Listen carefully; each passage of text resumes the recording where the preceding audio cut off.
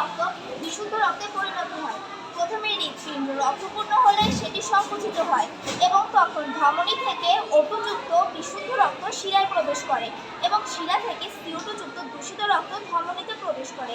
এইভাবে হৃৎপিণ্ড শিরা ও ধমনীর মাধ্যমে পামযন্ত্রের মতো নির্দিষ্টভাবে তালে ও ছন্দে সংকুচিত ও প্রসারিত হয়ে সারা দেহে রক্তের সঞ্চালন ঘটায়।